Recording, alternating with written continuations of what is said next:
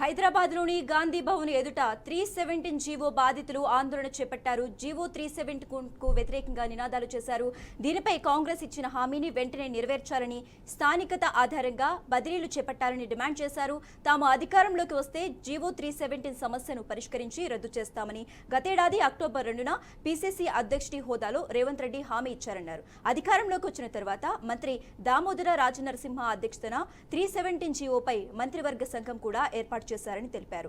మంత్రులు దామోదర శ్రీధర్ బాబు, పొన్నం ప్రభాకర్ తో కూడిన సబ్ కమిటీ పలుమార్లు భేటీ అయ్యి పూర్తి వివరాలను సేకరించిందన్నారు. పలుమార్లు సబ్ కమిటీ భేటీలు నిర్వహించినా ఇంతవరకు ఏదీ తేల్చలేదని ఆవేదన వ్యక్తం చేశారు. ఈ క్రమంలో ఉద్యోగులంతా జేఏసీగా ఏర్పడి గాంధీ భవన్ ఎదుట నిరసన చేపట్టారు.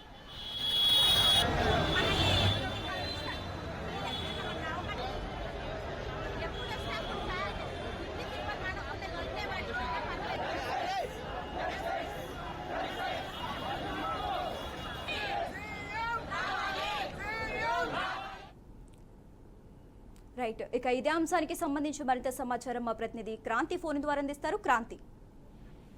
రైట్ శశిరేఖ, ప్రస్తుతం ఈ రోజు గాంధీ జయంతి సందర్భంగా హైదరాబాద్ లోని మన గాంధీ భవన్ లో మాత్రం వేడుకలు జరిగే సందర్భంలో 370 జియోకు సంబంధించిన బాధితులు దాదాపుగా భారీ ఎత్తున చేరుకొని అక్కడ నినాదాలు సీఎం డామ్ డామ్ అంటూ కూడా నినాదాలతో మాత్రం 370 జియో బాధితులకు న్యాయం చేయాలంటూ కూడా దాదాపుగా భారీ ఎత్తునైతే బాధితులు మోహరించి ముట్టడి చేయడం జరిగింది. అయితే ఇదే అంశం పైన ఉదయం నుంచి ఈ రోజు గాంధీ జయంతి సందర్భంగా పోలీసు బందోబస్తు కూడా భారీ ఎత్తున ఉంది. అయితే వాళ్ళందరినీ ఇప్పటికే, ఎందుకంటే ఇది ఆ బాధితులందరూ చేరుకోవడంతో మాత్రం నాంపల్లిలో చూసుకున్నట్లయితే ట్రాఫిక్ జామ్ కూడా చాలా ఎక్కువగా జరిగిందని కూడా చెప్పుకోవచ్చు. అయితే దీనికి న్యాయం చేయాలి అని అంటూ నినాదాలతో మాత్రం 370 జియో బాధితులు ఆందోళన చేస్తున్నారని చెప్పుకోవచ్చు. శశిరేఖ.